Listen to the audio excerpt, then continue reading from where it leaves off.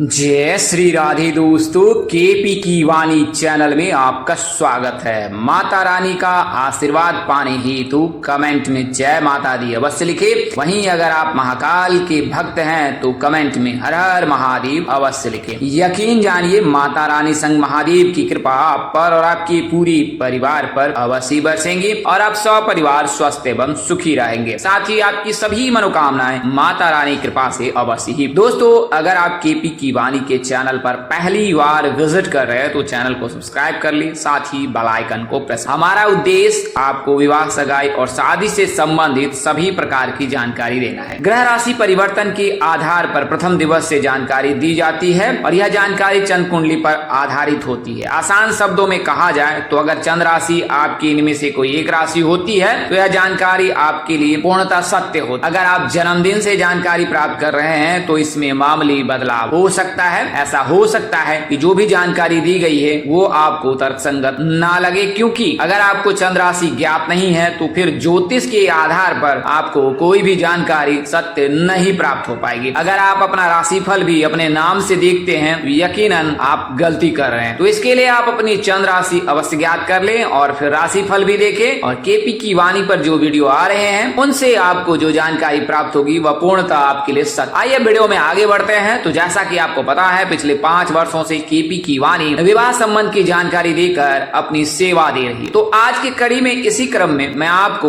उन 3 भाग्यशाली राशि के जातकों की जानकारी दूंगा जिनके साल 2025 में विवाह होने के 100% योग हैं। और ऐसा मैं नहीं कह रहा हूँ, ग्रह राशि परिवर्तन के आधार पर संयोग बन रहा है। आपको बता दें कि अगर आपकी विवाह में बाधा आ रही है, शादी हो नहीं पा रही है, शादी तय होने के बाद टूट जा रही है, शादी में किसी न किसी वजह से व्यवधान आ रहा है, तो अब आप केपी की वाणी से संपर्क कर सकते हैं और अपने विवाह की कुंडली बनवा सकते हैं। इसमें आपको शादी से संबंधित सभी प्रकार की जानकारी ए से जेड तक दी जाएगी, जिसमें आपको आपकी शादी कब होगी, कहाँ होगी, कैसे होगी, किससे होगी, किस दिशा में होगी, कितनी दूरी पर होगी, किस नाम से होगी, किस राशि से करनी चाहिए, जीवन साथी का रंग, रूप, स्वरूप, स्वभाव और उनका करियर कैसा होगा, आपका करियर कैसा होगा। अगर आप लव मैरिज करना चाहते हैं तो माता पिता की सहमति मिलेगी कि नहीं मिलेगी, ससुराल में घर द्वार कैसा होगा, सास ससुर का स्वभाव कैसा होगा, पति कितना पढ़ा लिखा होगा, पत्नी कितनी पढ़ी लिखी होगी, तो ये तमाम तरह की जानकारी अब आप केपी की वाणी से प्राप्त कर सकते हैं। इसके अलावा आप अपने बच्चे की जन्म कुंडली बनवा सकते हैं, बच्चे का नामकरण करा सकते हैं, बच्चे के कैरियर कारोबार के में जानकारी प्राप्त कर सकते हैं, बच्चे का चरित्र जान सकते हैं, बच्चे को किन किन सावधानी बरतनी है वह जान सकते हैं और कब उनका भाग्योदय होगा यह भी जानकारी प्राप्त कर सकते हैं। आसान शब्दों में इसे ऐसे समझ सकते हैं कि बच्चे की जन्म कुंडली आप बनवा सकते हैं और भविष्य की पूर्ण जानकारी प्राप्त। वहीं ऐसे जातक जो दूसरी विवाह के इच्छुक हैं और पहले विवाह से उन्हें वियोग मिल चुका है और दूसरी शादी करना चाहते हैं तो उन्हें भी मैं सलाह दूंगा कि अब आप केपी की वाणी से संपर्क कर सकते हैं और अपने विवाह की गणना जानकारी प्राप्त कर सकते। तो यह तो जानकारी थी। आपको बता दें कि इस सब के लिए जो है सेवा शुल्क लिया जाता है। अन्य की भांति हम कोई मोटी रकम और बड़ी धनराशि नहीं लेते हैं, बस मेहनताना केपी की वाणी के द्वारा लिया जाता है। तो आप संपर्क कर सकते हैं 8521835621 पर। आइए वीडियो में आगे बढ़ते हैं। तो जैसा कि आपको पता है कि गुरु विवाह के कारक, धन के भी कारक होते हैं, ज्ञान के भी कारक होते हैं। तो गुरु वर्तमान समय में वृषभ राशि में विराजमान है, वर्तमान समय में वृषभ राशि में विराजमान है और आगामी वर्ष में वृषभ राशि में विराजमान रहेंगे। कब तक? तो 14 मई। तो गुरु जो है 14 मई को जो है राशि परिवर्तन करेंगे आगामी वर्ष में, लेकिन जनवरी से लेकर मई तक यानी 14 मई तक वो रहेंगे वृषभ राशि में ही। तो वृषभ राशि में रहेंगे और उसके पश्चात फिर गुरु वर्ष 2025 में 2 बार राशि परिवर्तन करेंगे। पहले तो वृषभ राशि से मिथुन राशि में जाएंगे और फिर वृषभ राशि से मिथुन राशि में रहने के पश्चात फिर मिथुन राशि से कर्क राशि में गोचर करेंगे। तो इसके बारे में पूरी जानकारी मैं आपको दे देता हूं। अगर साल 2025 के कैलेंडर प्लैनेट ट्रांजिट के देखें यानी राशि परिवर्तन के, तो गुरु जो है 4 फरवरी को वक्री चाल से मार्गी हो जाएंगे 4 फरवरी को, और गुरु जो है 14 मई को जो है वो मिथुन राशि में प्रवेश करेंगे 10:36 पर और फिर 13 जून को अद्रा नक्षत्र में प्रवेश करेंगे, 12 अगस्त को पुनर्वसु नक्षत्र में गोचर करेंगे, 18 अक्टूबर को फिर गुरु राशि परिवर्तन करेंगे और मिथुन से निकलकर कर्क राशि में गोचर कर जाएंगे और वो समय होगा 7:48 अपराह्न का यानी संध्या काल का। और 18 अक्टूबर को गुरु जो राशि परिवर्तन कर प्रवेश कर जाएंगे कर्क राशि में और फिर 11 नवंबर को ये वक्री हो जाएंगे। 11 नवंबर को 10:07 पर जो है ये वक्री हो जाएंगे और फिर वक्री चाल चलकर 5 दिसंबर को जो है ये फिर गोचर कर जाएंगे मिथुन राशि में। तो गुरु का जो राशि परिवर्तन है वो साल 2025 में 4 बार है। सर्वप्रथम ये मिथुन राशि में गोचर करेंगे, उसके पश्चात फिर ये कर्क राशि में गोचर करेंगे और फिर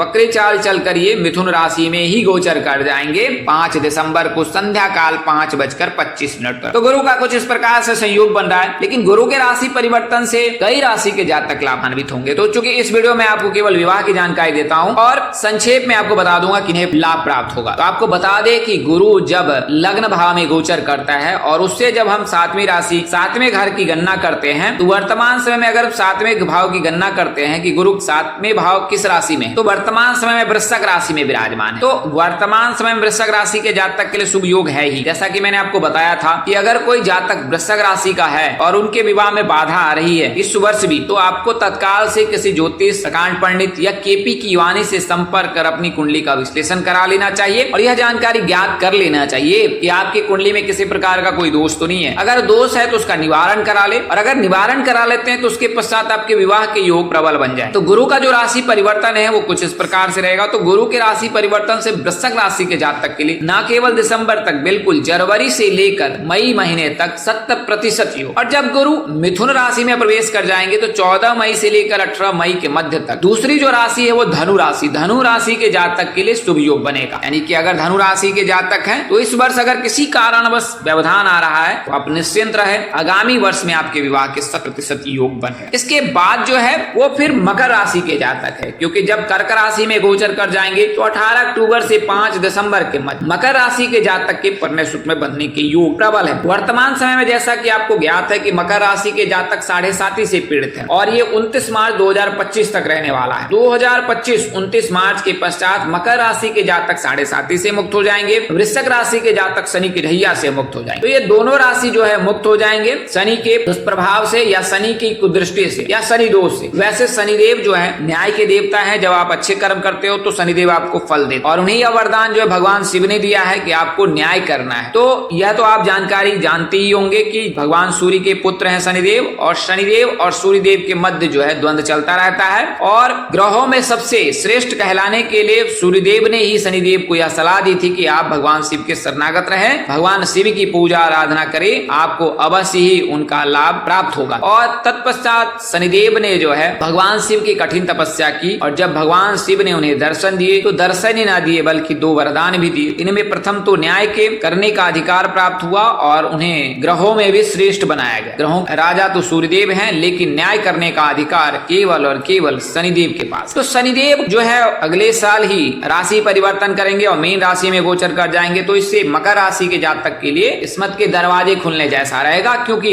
पिछले 7.5 साल से मकर राशि के जातक विषम परिस्थिति से गुजर रहे हैं। कई राशि के जातक जो है लाभान्वित हुए हैं, कई राशि के जातक को हानि का भी सामना करना पड़ा है। तो आप निश्चिंत रहें, शनिदेव न्याय करते हैं तो आपके साथ भी न्याय ही करेंगे और आपको शुभ फल ही देंगे। आप शनिदेव को प्रसन्न करने के लिए शनिदेव की तो पूजा उपासना आराधना अवश्य करें, साथ ही महादेव के शरणागत रहें। अगर आप एक बार भी दिन में हर हर महादेव का छंद करते हैं, मंत्र जाप करते हैं, तो भी आपका बेड़ा पार हो जाए। तो जो 3 भाग्यशाली राशि हैं वो वृश्चिक राशि है प्रथम वर्ष, जिसमें जनवरी से लेकर मई के मध्य जो है वृश्चिक राशि के जातकों के लिए शुभ योग बन रहा है। उसके बाद मई से लेकर अक्टूबर तक जो है ये बन रहा है धनु राशि के जातक के लिए, और फिर अक्टूबर से लेकर दिसंबर तक जो योग बनेंगे वो बनेंगे आपके मकर राशि के जातकों के लिए। तो 3 भाग्यशाली राशि के जातक हैं। अगर आपकी राशि इनमें से कोई एक है तो यकीन जानिए आपके विवाह के योग साल 2025 में 100% है। और इसके लिए थंबनेल में भी लिखा गया है कि गारंटी होकर ही रहेगी और यह गणना पूर्णतः सत्य है, इसमें किसी प्रकार का कोई फेरबदल नहीं किया गया है। आइए अब मैं आपको कुछ प्राथमिक जानकारी इनके बारे में दे देता हूँ। तो वृश्चिक राशि के जो भी जातक हैं उनके राशि स्वामी मंगल देव होते हैं, आराध्य हनुमान जी है। तो आप शिव के शरणागत रहे, हनुमान जी की पूजा उपासना करें, सभी प्रकार के जो अशुभ कार्य जीवन में चल रहे हैं वो दूर हो जाएंगे, शुभ कार्यों का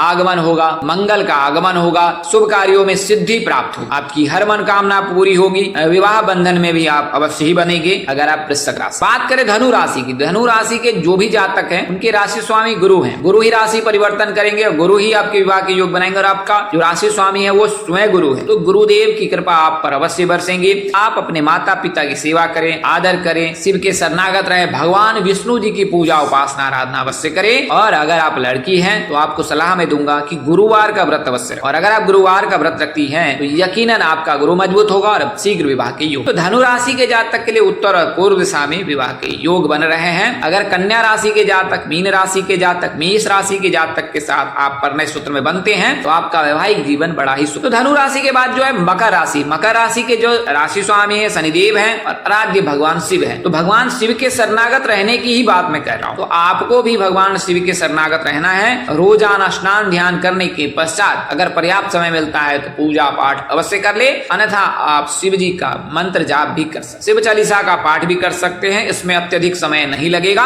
और जल में या गंगा जल या कच्चे दूध से भगवान शिव का अभिषेक सोमवार के दिन अवश्य, अगर पर्याप्त समय मिलता है तो सोमवार शुक्रवार दोनों दिन में करें, लेकिन सोमवार के दिन आप अवश्य करें, आपको अवश्य लाभ प्राप्त होगा। बात करें दिशा की तो पश्चिम और दक्षिण दिशा जो है मकर राशि के जातक के लिए श्रेष्ठ करो। तो दोस्तों इस वीडियो में मैंने आपको उन 3 भाग्यशाली राशि जातकों के बारे में बताया जिनके विवाह के योग साल 2025 में 100% है और यह गणना पूरी तरह सत्य है। आज के लिए इतना ही, अगली वीडियो में फिर मिलेंगे। तब तक के लिए मुझे इजाजत दे। आप जहां रहे मस्त रहे, स्वस्थ रहे, व्यस्त रहे। माता रानी की असीम कृपा पर बरसती रहे। परम पिता परमेश्वर आपको सद्बुद्धि, सत्मार्ग और आगे बढ़ने की शक्ति दे। नमस्कार, जय श्री राम दोस्तों, जय श्री कृष्णा, जय माता दी, जय वाहेगुरु, हर हर महादेव।